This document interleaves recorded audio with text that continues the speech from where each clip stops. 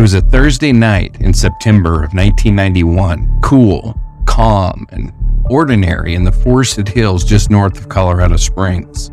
In the Church's family split-level home nestled among the tall pines of Black Forest, 13-year-old Heather Dawn Church was home alone, finishing her homework at the dining room table. Her two younger brothers were off at a Cub Scout meeting. Her mother had dropped them off and was attending a woman's homemaking class at their local church. Her father, recently separated from the family, had moved out just weeks earlier. When her mother returned that evening, the boys in tow, something felt wrong. The lights were still on, Heather's school books lay open, but Heather was gone. There were no signs of forced entry, no screams, no witnesses, just a missing girl and an open bedroom window. The investigation that followed would be marred by tunnel vision, forensic mishandling, and missed opportunities. For years, Heather's disappearance became yet another cold case gathering dust on a shelf. But this story isn't just about tragedy. It's about what happens when a case gets under someone's skin and stays there. When one person decides that failure is not an option. One of those people was John Anderson. He wasn't sheriff when Heather vanished. In fact, he was watching from the sidelines, frustrated with how badly the case had been botched. So he made a bold decision. He ran for sheriff on a platform centered around justice and accountability, and he won. And once in office, he vowed to make solving Heather's case a priority. To do that, Anderson brought in one of the most respected homicide detectives in Colorado history, Lou Smith. Quiet, methodical, and relentless. Smith was known for cracking the cases that no one else could. His involvement would breathe new life into an investigation that many had written off. And though he's more famously associated with the JonBenet Ramsey case, in the story of Heather Church, Lou Smith helped make the impossible possible. And while he didn't work directly on the case, another name worth mentioning was working in the same circle, and that was Joe Kinda. The legendary Colorado Springs detective would go on to become a household name through Homicide Hunter.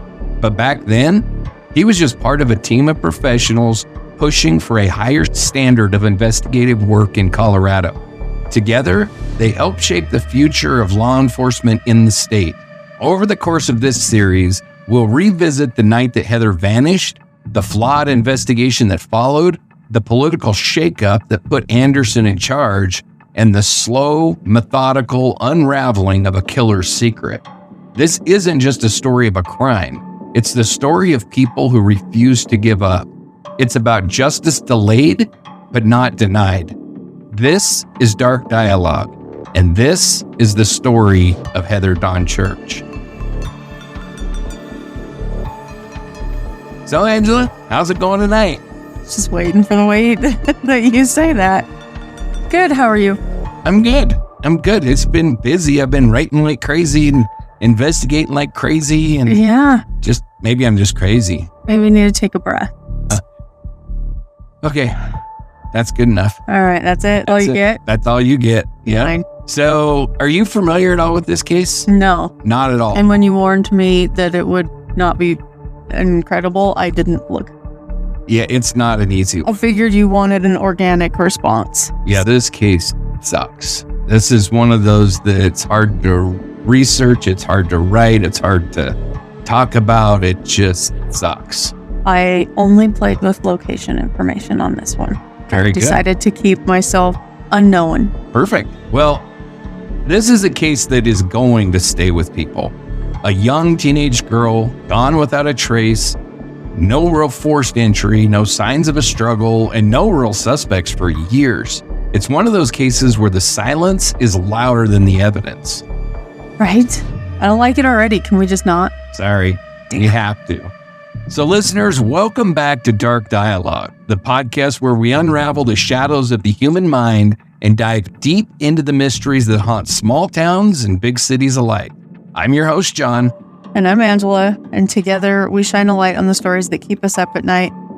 Unsolved disappearances, lives stolen too soon, and the questions that refuse to be buried. In this series, we're turning our focus to 13-year-old Heather Dawn Church. She was home alone on one evening in September of 1991, doing her homework, babysitting her little brother, while her other two brothers were at the Cub Scouts, and her mom was attending a homemakers event at the church. So by the time her family returned, Heather was gone, just gone. No sign of a break-in, no note, no sound, just an open window and a pile of school books left behind. The kind of disappearance that doesn't make any sense, the kind that haunts the entire town. And it haunted more than just that. It haunted one man in particular, John Anderson, a former commander with the Colorado Springs Police Department. He wasn't sheriff when Heather disappeared, but the mishandling of her case bothered him so deeply that he ran for sheriff in El Paso County, and he won, just to try to solve. He wasn't a politician. He was a father, a cop, and he wasn't going to let this one slip through the cracks. And he didn't do it alone. Enter Lou Smith, one of the most respected cold case investigators in the country. His name might ring a bell for people who followed the John Benet Ramsey case, but before that, he was quietly solving the unsolvable, and Heather's case was one of them. Lou Smith brought a different kind of energy to the investigation. He was quiet, relentless, patient. He looked where no one else bothered to look. And thanks to his work and Anderson's and their whole team and their refusal to give up, justice finally caught up with a douchebag asshat who thought that he'd gotten away with murder. And while he didn't work this case directly, it's worth noting that Joe Kenda, who I will talk about a little bit later, Perfect. another legendary Colorado Springs detective, was active during this time. These weren't just cops, they were cold case architects, and the impact they had still echoes today. So in this first episode, we'll walk through the night that Heather vanished, what the early investigation got wrong, and how silence and assumptions nearly buried the truth. But this is also the beginning of something bigger, of what happens when the right people take the reins and refuse to let go. Because sometimes justice isn't swift, but it can still be relentless. This is Dark Dialogue, and this is The Forest Kept Her Silence. So Angela, you finally got to dig up some location information. I feel bad because we've been doing these cases and I don't know, I can't seem to help but do like multiple episode cases because there's just so much to tell and I just feel like I'm selling the story short if I don't tell it all. Okay. So we end up doing these and you do like one location information and then we do like 6 or 7 episodes on it. So Have I complained? no, but it doesn't mean I don't feel bad. It's all right. I get some census in today. Yes, you actually got to do something on the locations today. So I'm going to hand it off to you. Well, here we go. Settle in because you're going to hear me for a minute. Perfect. Colorado Springs is the home rule city that is the county seat and the most populous city of El Paso County, Colorado. For those wondering, because I looked it up, a home rule city is, quote, a municipality that has the power to govern itself through a locally adopted charter rather than being solely governed by state law. This means they have more autonomy to make decisions on local matters like zoning, public safety, and local taxation without needing explicit permission from the state legislature, end quote. In 1871, Civil War veteran and railroad magnate General Palmer founded Colorado Springs as a resort destination. The city was incorporated in 1872. Early institutions included Colorado College, which was founded in 1874, and a vibrant art scene bolstered by affluent residents. Envisioning a cultured, temperate city, he laid out wide streets and banned alcohol sales in early deeds. Did I read that right? I wrote that. Did I read that right? Pretty sure since, yeah. Palmer's Denver and Rio Grande Railroad connected the city, spurring growth.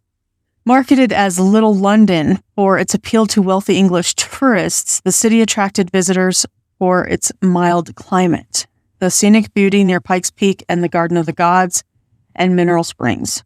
It became a haven for tuberculosis patient seeking the dry air, earning the nickname City of Sunshine. Nearby, Manitou Springs developed a... Never mind. You just... Potato over there. This Springs, that John knows, developed as a spa town. Where would we be if we weren't laughing? 100%. At least in the beginning, because we won't be laughing later. No, we won't. Capitalizing on its mineral springs. By 1876, both towns were key tourist destinations. By 1880, the population was reported to be 4,226 residents. Did you miss that? I did so much. Growing just slightly to 281,184 residents in 1990, which is just a year prior to this case. By 2024, it was estimated to have grown even further to 493,554 people. I'll keep my 10,000, thank you. Now, as John has mentioned in past episodes, Nikola Tesla, really? How about we try that again? Nikola Tesla was a notable figure here, having built a lab and conducted experiments in the city in 1899, contributing to its scientific legacy. Since then, we've seen Joe Kenda, former Colorado Springs Police Department detective, featured on the investigation discovery show Homicide Hunter, as well as Dwayne Chapman, better known as Dog the Bounty Hunter, rise to fame from this neck of the country. Switching gears a bit, as of 2021, there are nearly 45,000 active duty troops in the Colorado Springs area. Yep. There are more than 100,000 veterans and thousands of reservists. The military and defense contractors supply more than 40% of the Pikes Peak region's economy. I said that right. I don't know why I repeated it. Colorado Springs is also home to the Peterson Space Force Base. Say that 5 times fast. I know, it's a fun one, isn't it? Yeah. Shriver Space Force Base, Cheyenne Mountain Space Force Station, U.S. Space Command, and Space Operations Command. The largest contingent of space service military installations. They are responsible for intelligence gathering, space operations, and cyber missions. And I knew it was coming out of Colorado, but I didn't know how big it was. Oh, huge. Plus the Air Force academies in Colorado Springs, and Fort Carson is just south of Colorado Springs. It's just insane. It is military. And have you've seen all the Terminators? Just the second one, just the most. I'll be back. Well, Terminator 3, they actually go to Cheyenne Mountains, where like the whole underground facilities at, where everything goes bad and it's like the apocalypse. Oh. That's the facility where the government can continue operations. It's this huge underground facility that's all set up to basically run the world after it's destroyed, which don't know how much point there is to that, but that is Cheyenne Mountains. You never know. Tons of military down there. So now I will take us just a little ways to Black Forest, Colorado, which is named for a dense stand of ponderosa pines. Black Forest is an unincorporated community and a census-designated place located in El Paso County, Colorado. While technically just a few miles outside of Colorado Springs, this community feels like worlds away. Here you can take in sprawling views of Pikes Peak while enjoying being immersed in a tight-knit rural community. Why did I leave that word in there? I hate that word. American pioneers began settling the region in the late 1850s, drawn by the Black Forest's abundant timber, which was scarce in the surrounding plains. The area became a key lumber hub, with the first of dozens of sawmills built in 1860. By the late 19th century, Black Forest produced over 1 billion board feet of lumber for railroads like the Kansas Pacific, Denver, and Rio Grande, and New Orleans lines. In 1870, General William Jackson Palmer established the Colorado Pinery Trust, which I didn't know was a thing. Oh, really? I had no idea. He purchased 43,000 acres, making him the first major landowner. Lumber was critical for building Colorado Springs and Denver, with mining props also supplied to regional mines. The name Black Forest emerged around the turn of the 20th century, likely inspired by an early settler. Really, did I say settler? I'm struggling today already. We just started.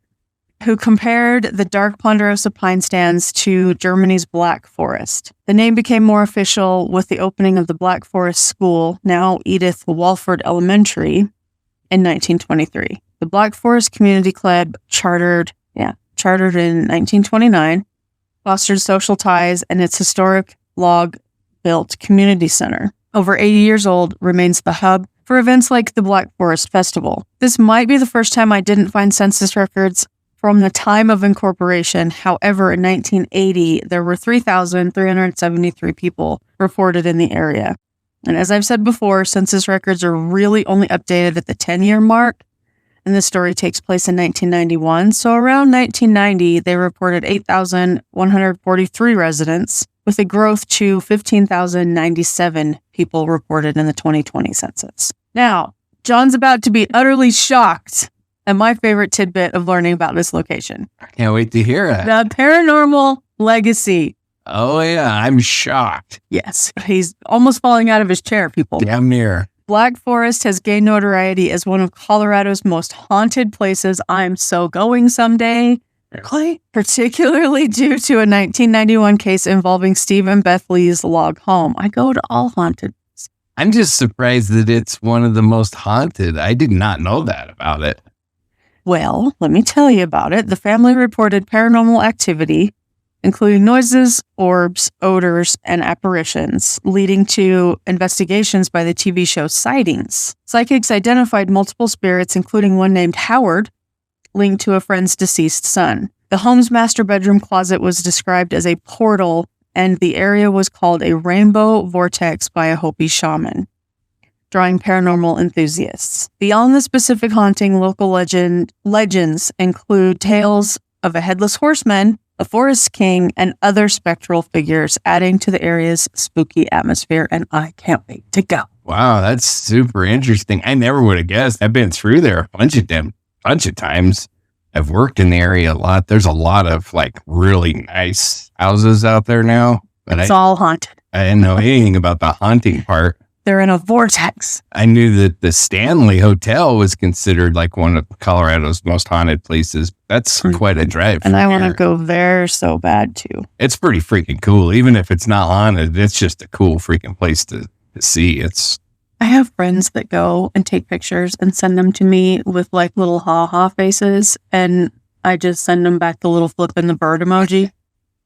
Estes Park is a freaking cool place.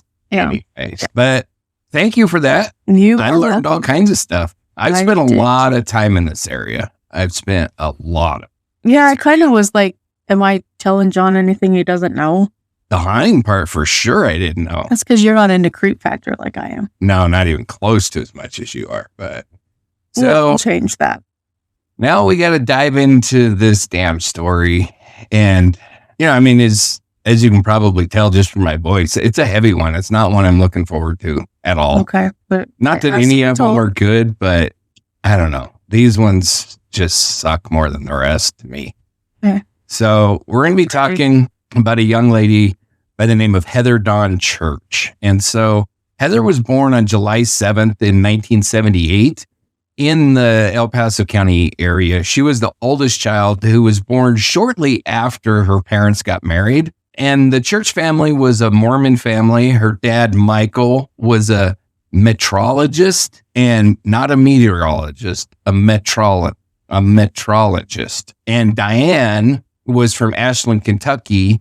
And Michael and Diane met at Brigham Young University, and they were married for 13 years.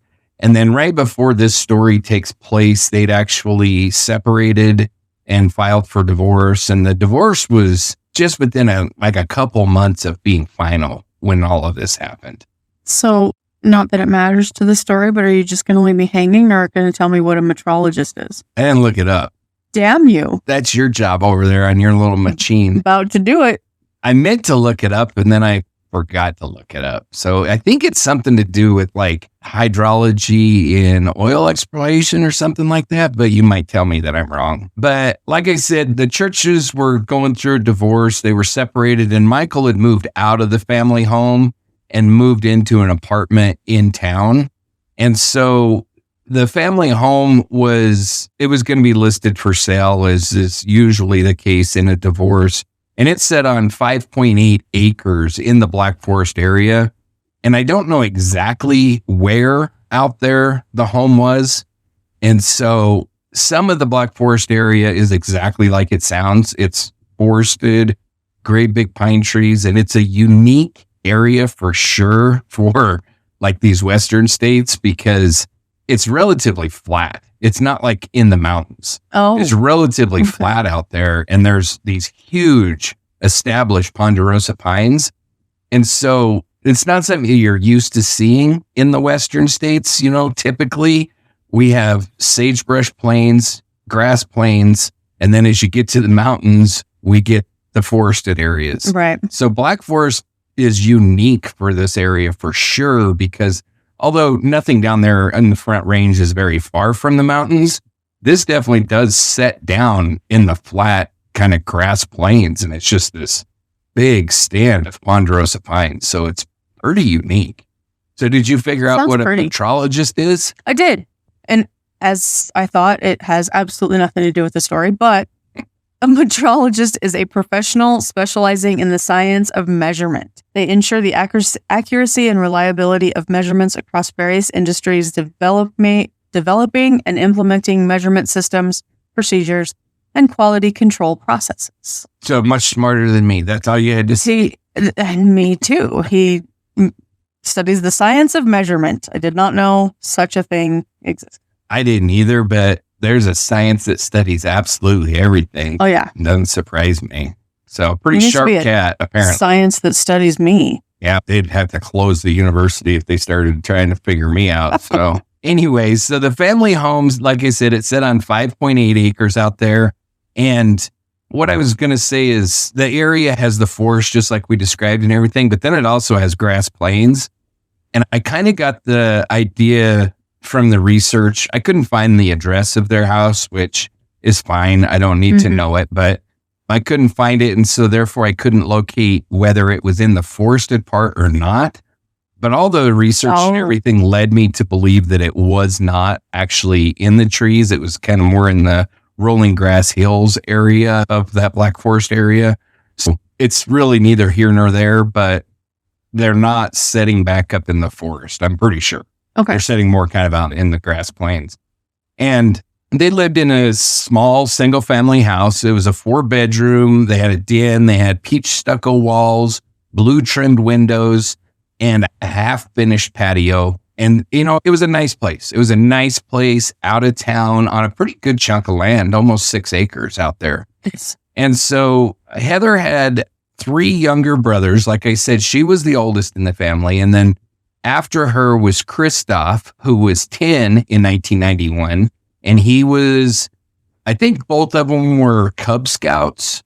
I'm not completely up on the Boy Scout, how the whole Boy Scout thing works. I never was a Boy Scout, but I'm pretty sure that they were both still Cub Scouts, not to the Boy Scout level yet, but maybe a 10-year-old can be a Boy Scout. I'm not sure. It really doesn't matter, but he was in the Scouts. And then his younger brother, Gunnar, who was 7 in 91, was also in the Scouts. And then the youngest was a little boy named Sage, and he was 5 in 91. I love that name.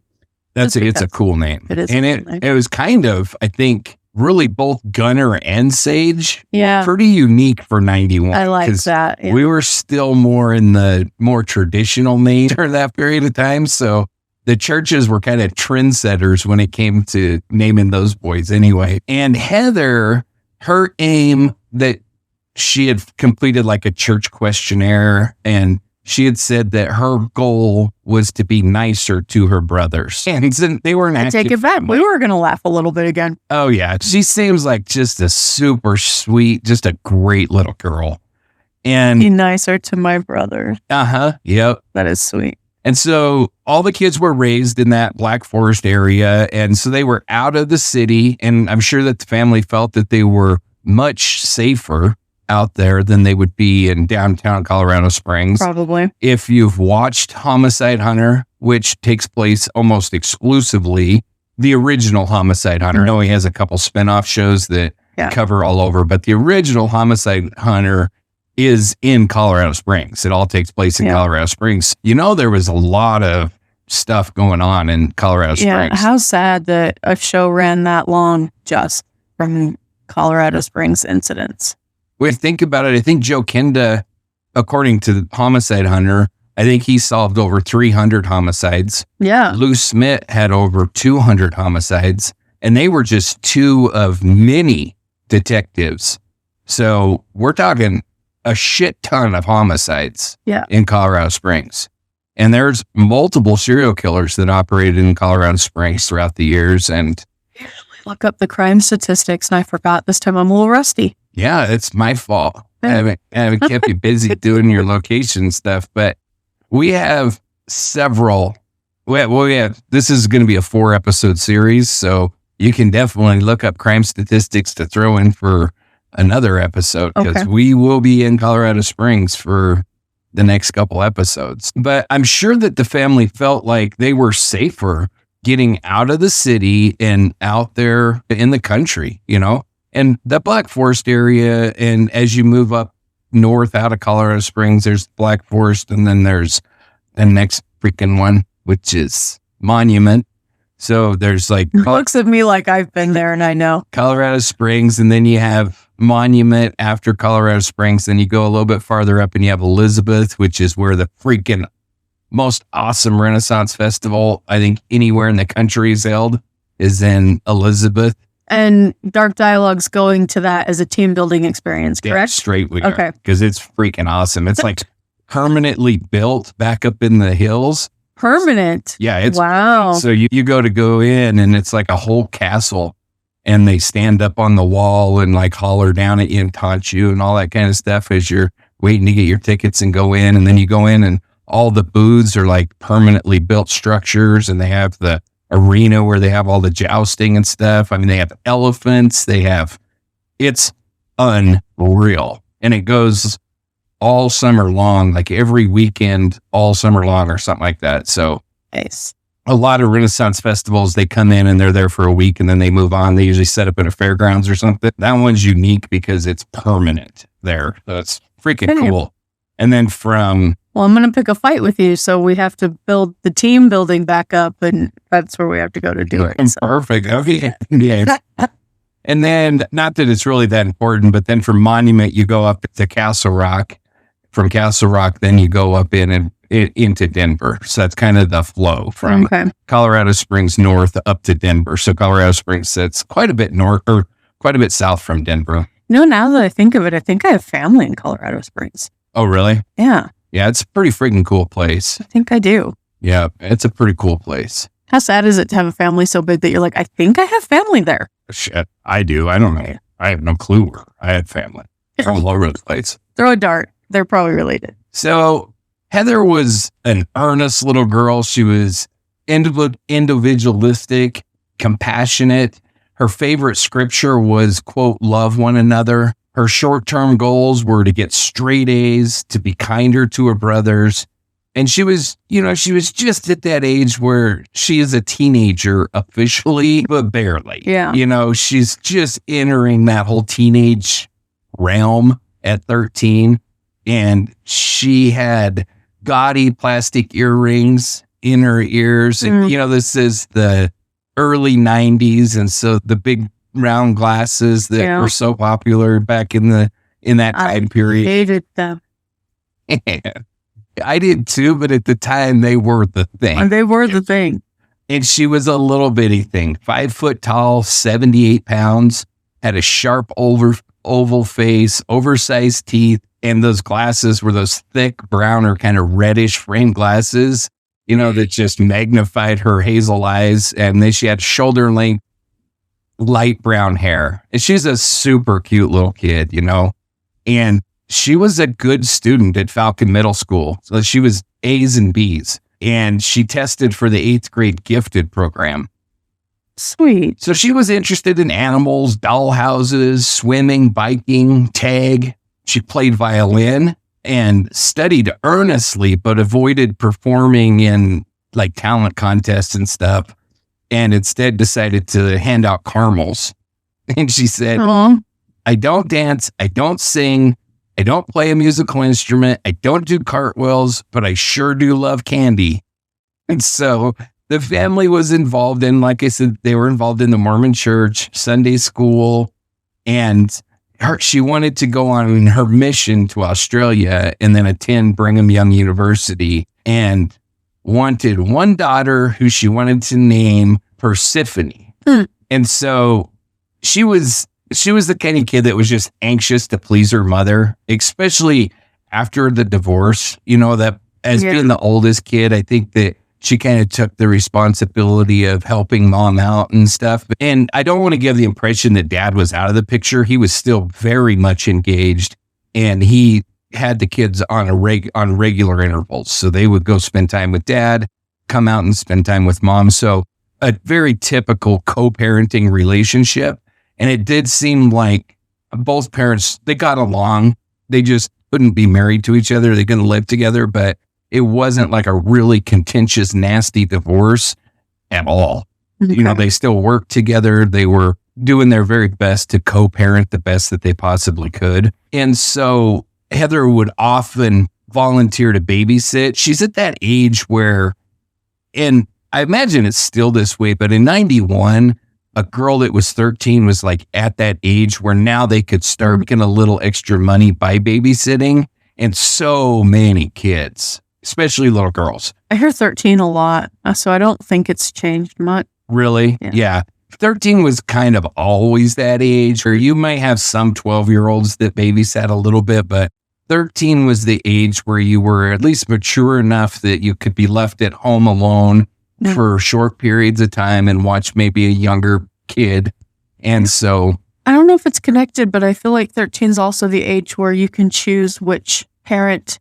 I don't know. I know all states are different, but the general age where you can choose which parent to live with if they're fighting custody type things. So maybe that has something to do with. Might be the case. I don't know for sure. I know that like in Wyoming, there is no age. The judge will take into account what the kids say, but there is no age where a kid can just decide this is what I'm going to. And so she kept her room clean. She worked really hard. And that night her mom had decided that she was going to take she didn't decide. The plan was they were going to go to the Cub Scout meetings. She was going to drop them off, and then she was going to attend this homemaker class that was being put on at the church. And originally Heather was going to go, and then she asked her mom if she could stay home with Sage. And one factor that kind of comes into this is Sage had just gotten vaccinations that day. And you know how that is. He was kind of running a fever and feeling crappy. And so it was a pretty easy decision for mom to say, yeah, you could stay home with him. And at 13, there's no issue with that at all, like at all. So I'm certainly not criticizing her mom for allowing that, because it's something I would have allowed. I was very common. To this day, people allow that. Of course. 13-year-old girl to watch a 5-year-old little boy, there's nothing crazy about that. Especially a brother. It's not like it was somebody she didn't know the habits of. At her home. Yeah. And so I would have felt very comfortable doing that just the way that her mom did. And so that's what was agreed upon. And I'm sure that Sage feeling crappy factored into that decision as well, because any parent has been there. Yeah. When you have a 5-year-old or, a baby, whatever, when they're feeling crappy and they have a fever and you're trying to go to something, it's going to be a nightmare. They're going to be fussy and grumpy, and you're not going to get anything. Rightfully. Of course, yeah, but you're not going to get anything out of the class. You might as well freaking stay home at that point.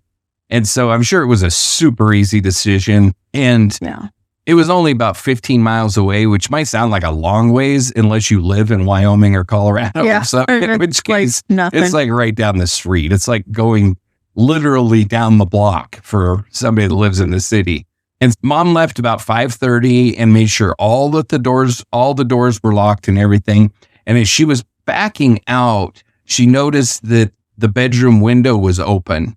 And so she thought, well, when I call Heather, because she was going to call her and check in, make sure everything was going good. So she thought, when I call, I'll just make sure to tell her to shut that window. And she did call at 8:30, and Heather said that her and Sage, she asked if Sage could stay up a little bit because they were watching Home Improvement. If that doesn't kind of set the time period that we're in when Home Improvement was huge. I just binged that whole series a couple months ago. It was such a good freaking show. Yep. They really did a good job with that. But, so mom said, okay, he can stay up. She asked to really keep an eye on that fever, let her know if anything changed, and, said, I love you and I'll be home by 10 o'clock. And they pulled into the house about 10:15, and the house was dark. And when they went inside, Heather was gone. And as soon as she saw that, of course, she ran to Sage's crib, and he was rolled up in his blankets and just sleeping soundly. But Heather was nowhere to be found. And really nothing was, obviously, there was no signs of a struggle. There was no signs of a break-in, nothing. She was just gone. And so obviously Diane freaks out, right? And I think she probably did what most parents in this situation would do. At first, she was thinking, well, maybe she went, out in the property looking for something and fell down, banged her knee, couldn't get back to the house or something. She's walking around the house, screaming her name and all that kind of stuff. Nothing. And then she calls Michael and asked if he had her, which might sound odd, but I think it was just a kind of a Hail Mary type of thing. Yeah. Like maybe on, for some odd reason, but he would have certainly taken Sage too. Yeah, he would have. Wait. At this point, she's probably in full panic. So she's not thinking rationally. She's just, honestly, she's probably just grasping at straws of anything. And so he said, no, I don't have her. But he said immediately he had a feeling. He knew. And he said, call 911 right now. I'm on my way. And so Diane hung up and called 911. And what do you think she was told? You have to wait 24 to 48 hours. Yeah, she probably is with a friend. Mm-hmm.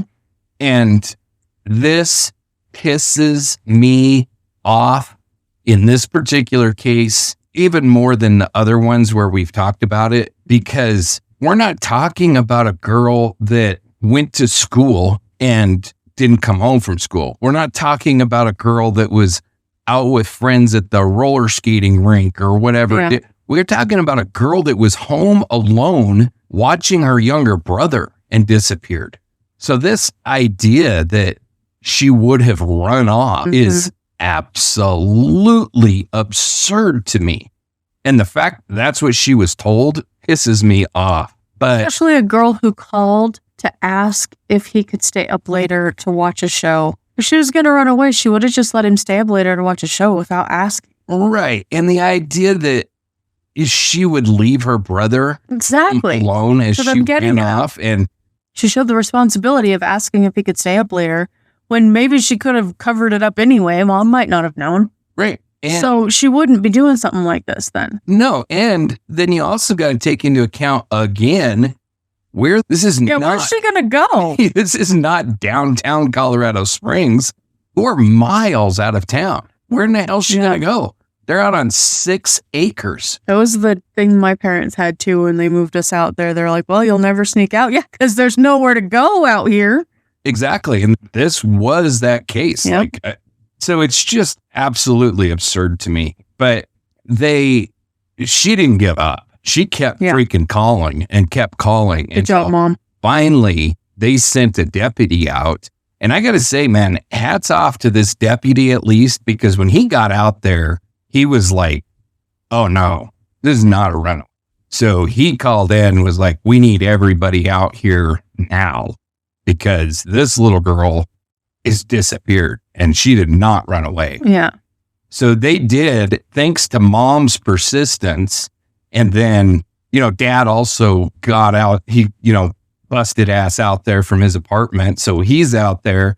And after Diane was told, well, she has to be gone for so long, probably ran off with friends or whatever, then she started calling friends and was like, can you come help me search? Yeah. And so there was a whole bunch of family friends and stuff that showed up out there as well because they were searching for this little girl. So they're all over the property. Well, worst case scenario for a crime scene. But trampling it all down. When the sheriff's office tells you tough luck, deal with it yourself, what the hell are you supposed to do? You deal with it.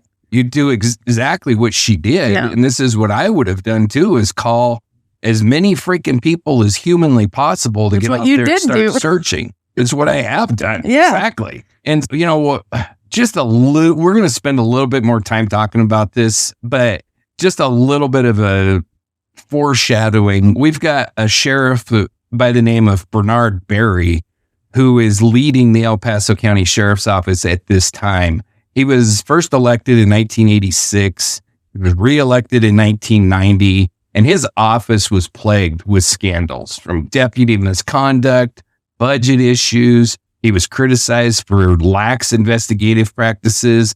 He just wasn't a very great sheriff. So El Paso County Sheriff's Office served all of El Paso County, obviously, over 1,900 square miles with both a mix of urban and rural areas. And he had about 200 to 250 personnel at the time, with all of his deputies, his jail staff, all of the support staff, everybody. And that would have been divided into patrol, investigations, jail operations. And he had a relatively small investigative force of around 10 to 15 detectives, and they were undertrained for major crimes. Their focus was on rural stuff, and they had very strained resources. The county during this period of time was just plagued with underfunding. Their budget in 91 was like 10 to 12 million, which was completely insufficient for as fast as the county was growing.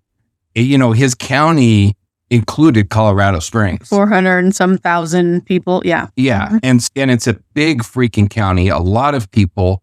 And with as much good as our military personnel do, and obviously they keep us safe, they protect us. But anytime that you have a large population of military personnel in an area, you have issues. For the most part, especially in 91, there wasn't a lot of females in the military. Obviously, it was growing, but it was predominantly a bunch of single males that are dropped into an area, and we're talking thousands of them. Yeah. And, you know, just that by itself, you have all kinds of, and most of it's minor crimes, drinking, and just nonsensical bullshit that 18, 19, 20-year-old dipshit boys do when they're running around. You know, we all did it, but it does task the law enforcement agencies to deal with all that bullshit that comes with it, you know? And then anytime you bring in that many people, a good portion of those, or a percentage, I shouldn't say a good portion, a percentage of those people is going to be criminals. And we know that every place there's military bases, a certain percentage of the military personnel, soldiers, sailors, airmen, whatever it is, are criminals. And so they start committing crimes in that area. They got to deal with that. So this sheriff's office, along with the Colorado Springs Police Department, they got a lot of shit going on. They got a lot of stuff to deal with. And you got to budget enough money for them to be able to handle it. And, you know, to our earlier conversation with Homicide Hunter and all of the crimes that were going on in Colorado Springs, that's obviously going to extend out into the county as well. Yeah. You know, then they had outdated equipment. He restricted overtime. It was just a completely mismanaged department. And then there were multiple deputy misconduct cases, excessive force complaints, DUI arrests of off-duty deputies, misuse of funds complaints. A 1989 internal probe revealed favoritism in promotions. The public trust had completely eroded in the department. And the Gazette-Telegraph criticized the El Paso County Sheriff's Office as being dysfunctional. And Barry's response was defensive, and he took little to no accountability. And in their investigative practices, they had very lax protocols, no standardized crime scene management. Fingerprints were often mishandled. There was no chain of custody set up. They didn't use the FBI resources like VICAP or APHIS, and cold cases were just flat out neglected. And then you have the rural area of Black Forest. And so by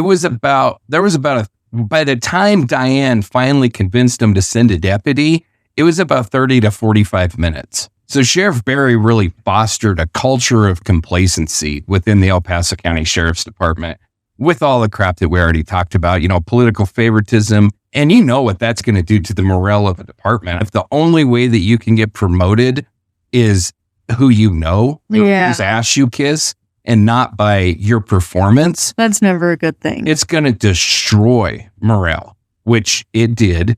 And then, so then it breeds kind of a split. And I don't know enough about it to say for sure whether this happened, but I'm almost positive it did, because it always does, where you have these officers that are loyal to the sheriff, and then these officers that think he's a dipshit and can't wait for him to get out of there. And so they hate each other. So you have your own officers that are on two different sides of the same team. Yeah. And it's not unusual. I hope that we're getting away from that. And I think in a lot of places we are, but it still happens, and it probably always will happen to a certain degree. But from what I understand, it was pretty freaking bad during this period of time. Okay. So once on the scene, they got out there, they searched, they treated it though, essentially like it was a runaway or just a missing juvenile, like she wandered off, and they didn't really treat it like an abduction. They did, thank God, that one of the officers did notice that the screen in the master bedroom window was like not put in correctly. Oh, okay. And so they fingerprinted it, and they did pull fingerprints off of that screen, which will come into play later, but they didn't secure the scene. I know we haven't covered the John Benet Ramsey case, but I've mentioned it several times, and it's remarkable how similar this case is to that. They didn't secure the scene, so all of the friends and family that came out to help search were all over the freaking place, in and out of the house. And so we know that's never a good thing for a crime scene, and there just really was an absolute lack of urgency on the part of the sheriff's office. So they really didn't search during the night. They waited until the light of day, and they said valuable hours. Yeah. And they said it was just too dark. They couldn't do it. And so there was no floodlights, no helicopters, no canine units deployed immediately.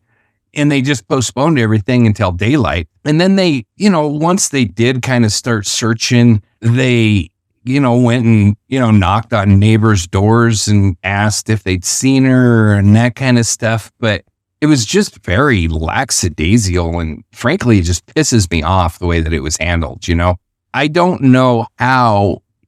We talked about this before with them treating it like she ran away, but at this point, I don't know why you don't have roadblocks set up right all the way around there. Nobody comes in and goes out without, because in my opinion, this is obviously an abduction at this point.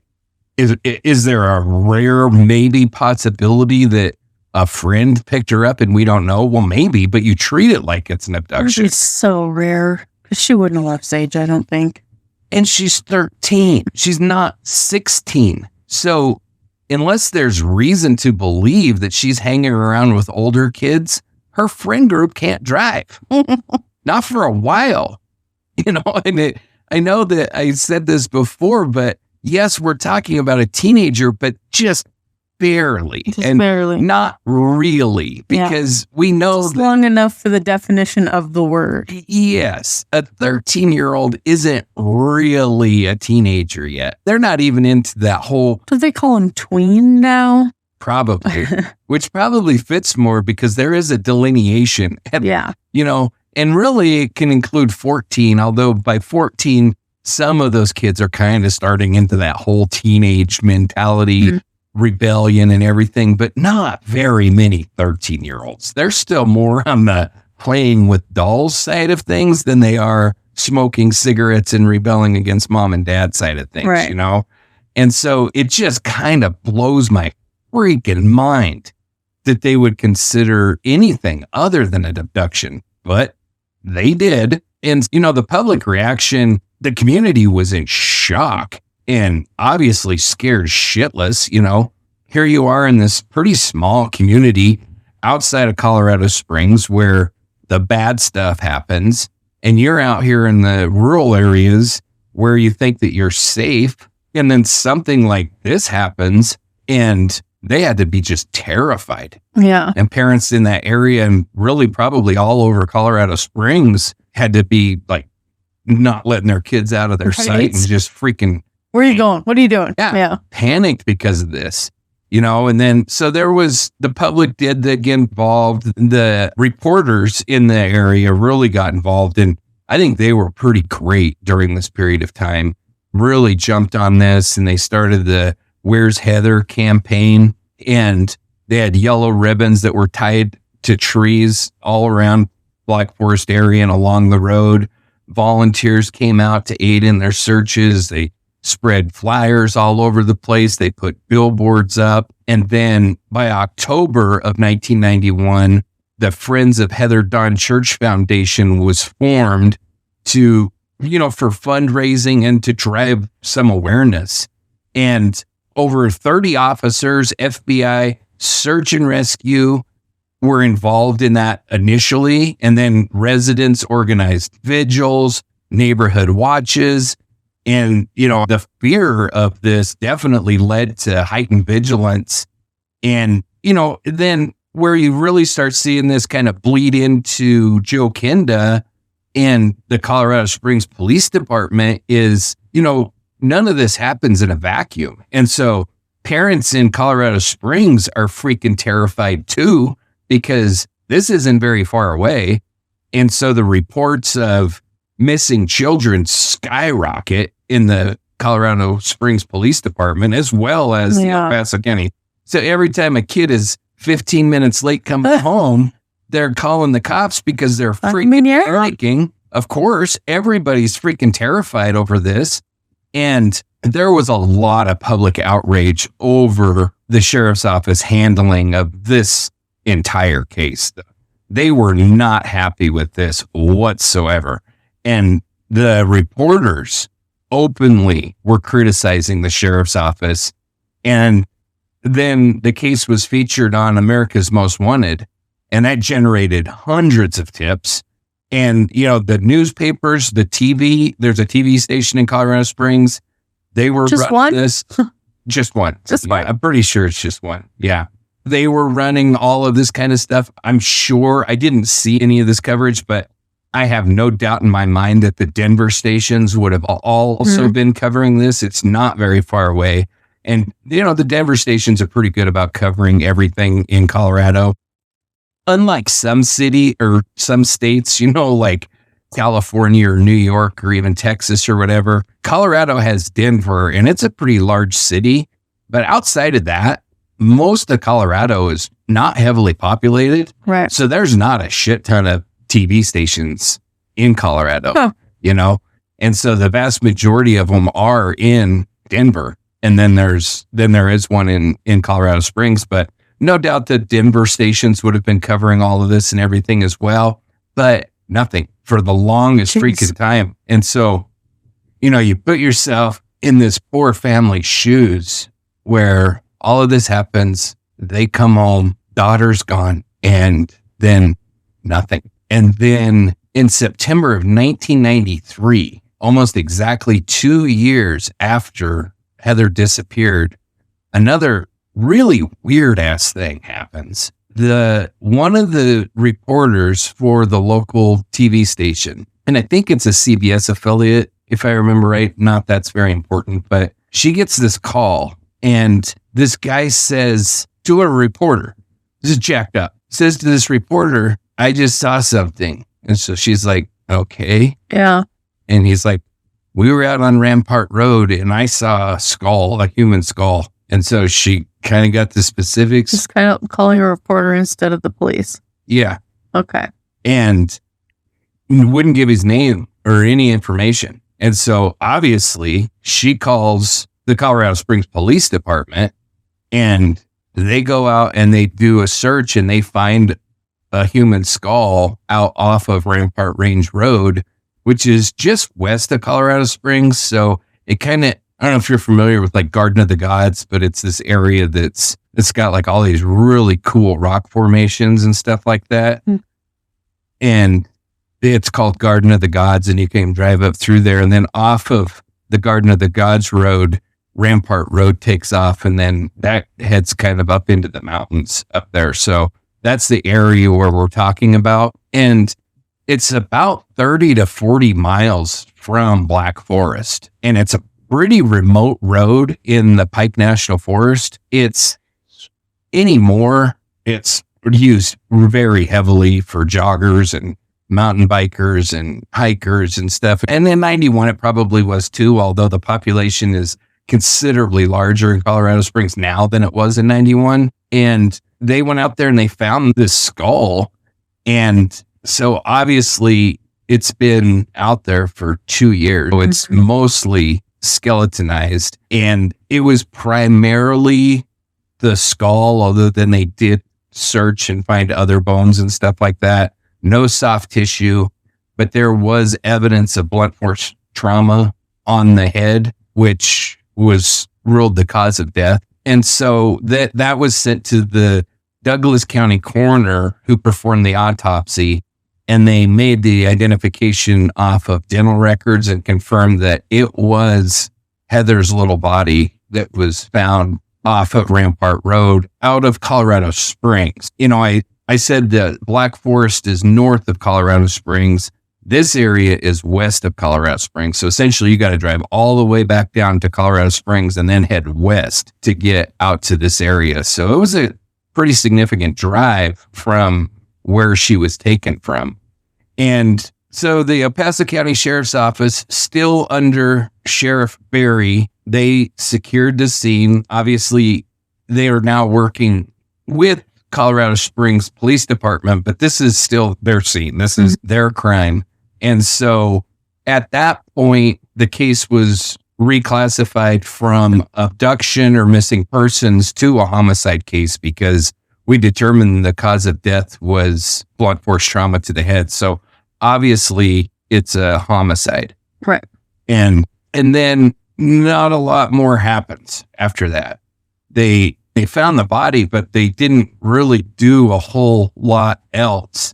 And I will say that they found some clothing wrapped around the neck. And so the cause of death was both strangulation and blunt force trauma. And obviously, because of the decomposition over 2 years laying out there, It was hard for him to make a definitive determination, but it was homicide. So, and then, not a whole hell of a lot else goes on. And so if you haven't read the book, John Wesley Anderson literally wrote the book entitled Lou and John Bonet. And it was about Lou Smith's involvement in the John Bonet Ramsey case. But in that book, John Anderson goes quite in depth into how all of this transpired, his whole career. So John Anderson started with the Colorado Springs Police Department in 1972 as an officer. And he continued to just work up through the ranks with the department. At one time, he worked under Joe Kinda. Joe Kinda was his boss. And then he was at some kind of a seminar or something like that. And at this seminar, they told him, write down like they do in all those kind of seminars, write down your goals for the end of this year, and where do you see yourself in 5 years, and where do you see yourself, whatever. And one of his goals was, I want to run a major law enforcement department. And he said that he hadn't really realized it, but a lot of the stuff that he was doing in his career at that time was not moving him towards that goal. And so he needed a few other areas to kind of fill out his resume, and he accepted other positions, be it, what do you call it when the freaking cops investigate themselves? Oh. Internal affairs. Yeah. Be it like IA or internal affairs, which is a position that he accepted because, although he'd been involved in like minor deals, if you're in a leadership role with rank in like a police department or something, if one of your officers has a citizen complaint or something, if they were rude to him or whatever, you do a little bit of your own investigation, but as far as like really investigating law enforcement officers, and that's reserved for IA investigation. So he had an opportunity to do that, and he jumped on it. And by the time, this discovery of the body and everything rolled around, John Anderson had pretty well filled out his resume because he had been focused on doing that. He took a teaching position for a while. He taught, when he was early in his career, he asked, how can I move up the ranks? How can I become an investigator? All this, they said, get a college education. So while he was working as an officer, he was also attending college classes to get his degree. He's really focused, and he was teamed up with Lou Schmidt. And so him and Lou Schmidt were partners, worked together on multiple different cases. Anytime you're going to hear me talk about Lou Schmidt, I talk about him with a large degree of respect because I think he's one of the freaking best detectives. Right. He's legendary in the entire country, not just in Colorado. And so having an opportunity for an investigator to work under Lou Schmidt was huge. And, he learned a lot from that. And he watched this Heather Dawn Church case basically die on the vine with the El Paso County Sheriff's Office. And he was getting extremely frustrated about it. And he knew that I can't remember exactly what position he was in with the Colorado Springs Police Department at this particular time, but he knew that he would never have any impact whatsoever on the Heather Dawn Church case because here he is in Colorado Springs. It's out of their jurisdiction. Right. And so he made the decision that he was going to run for El Paso County Sheriff. And it's a position that his uncle, I believe, his uncle or his granddad, or he comes from a line of cops. And one of his relatives had been the El Paso County Sheriff's Office, had been the El Paso County Sheriff in years past. So this kind of runs in his blood anyway. And so in early 1994, he decided that he was going to run. And he announced his candidacy. He did it. The guy is a freaking straight up dude. He went to his boss and said, I've decided to do this. And so just bailing. Yeah. And actually, if I remember correctly, that's when his boss moved him into IA because he didn't want him in any position that could be perceived as a conflict of interest. And so that kind of rounded out his resume being put in IA at that period of time. And then he went to Sheriff Barry and sat down and told him, and he had kind of expected that Barry wasn't going to run again, that he was going to retire.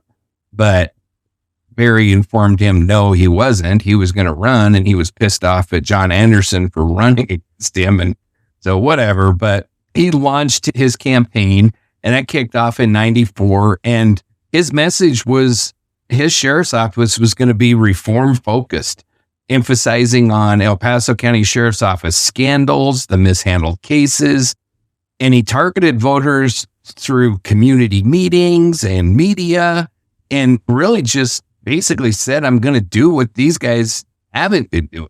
They went and it was just a full on campaign. They had town halls, they had debates. And during these debates, he would highlight Heather Dawn Church's case as much as he possibly could. And it was really near and dear to his heart. I don't know exactly why. And I don't know that we ever know why it is that a case just grabs a hold of us and doesn't let go. But this one did for John Anderson. It just grabbed him and wouldn't let him go. And so he was going to change it. And he sat down with Lou Schmidt and asked him and said, if I do this, I'm going to need you as my chief of detectives. And Lou agreed and said, yep, if you win, then I'll be your chief of detectives. And so I think that's a good place to close this first episode. Gives us a pretty good idea of kind of where we're at. And where we were at in 1994 is almost no closer than we were in 1991. And you got to put yourself in the shoes of this poor family that, you're 3 years now with absolutely no answers. And honestly, the sheriff's department has done next to nothing to find your daughter, and then now to find your daughter's killer. So do you have any thoughts or input, questions, anything? Just irritated. Yeah, it's pretty freaking irritating. Heather Dawn Church did not run away. She didn't slip out the back door to meet a friend. She didn't leave a note or a trail. She was 13 years old, doing her homework, waiting for her family to come home. And somewhere between the rhythm of her pencil and the silence of that Black Forest evening, someone took her. The investigation should have launched like wildfire, but it didn't. The house wasn't locked down. Leads were not followed. Forensics were barely processed. And instead of digging deeper, law enforcement looked in at the family, at the father, at the usual suspects, while the truth slipped further out of reach. For over 2 years, there were no answers, no arrests, no progress, just grief, just silence. Until September 27, 1993, when a set of skeletal remains was found in a ravine over 30 miles away. It was Heather. And now the question was no longer where she was, it was who had put her there and why no one had found them yet. For a man named John Anderson, that question would not let go. He spent decades in law enforcement, but this was personal. He saw a system that had failed a child, and he refused to stay silent. He did what most of us wouldn't dare to do. He came out there, put his name on a ballot, ran for sheriff, not for power, not for politics, but to solve a case that no one else could. And he didn't know then what the investigation would uncover, or that it would lead him straight to one of the most prolific and dangerous men Colorado had ever seen. He only knew that Heather deserved better, that her family deserved answers, that someone had to do the job right. And so, the search for justice began again, not from inside the system, but by challenging it. So next time, we'll step into that moment, the election of a sheriff with a mission, and the decision to bring in one of the most legendary cold case detectives this country has ever known, Lou Smith. Because sometimes the only way to find the truth is to start over. This is Dark Dialogue, and this has been The Forest Kept Her Silence. So before the headlines, before the manhunt, before the years of aching silence, there was Heather Dawn Church, who was just 13 years old, a quiet soul in a busy house, thoughtful, artistic, the kind of girl who loved to draw and who had a soft spot for animals. She was the big sister, steady, responsible, and protective of her younger brothers. She had just joined the Honor Society. She wore glasses, smiled shyly in school pictures, and had dreams that stretched far beyond the pines of Black Forest. She wasn't the loudest in the room, but she was the kind of person people noticed because she listened, because she cared, because even as a kid, she had that rare kind of depth that doesn't need to be announced to be felt. And she deserved so much more than what happened that night. Heather's life didn't end because she took a risk. It didn't end because of rebellion or recklessness. It ended because someone evil crossed her path. And the tragedy is not just that she was taken, but that the world never got to see what she would have become. A teacher, an artist, a scientist, a mother, friend. We talk about victims because their names deserve to be said. We remember them not for how they died, but for how they lived. Heather's story didn't begin in a crime scene. It began with a little girl who loved her family, who sat at her dining room table doing homework on a Thursday night, and who should have grown up to become something extraordinary. So tonight, we don't just remember the victim of a crime. We remember the daughter, the sister, the artist, the child who should have had her whole life ahead of her. So this is for Heather. So if this episode impacted you, please take a moment to share Heather's story.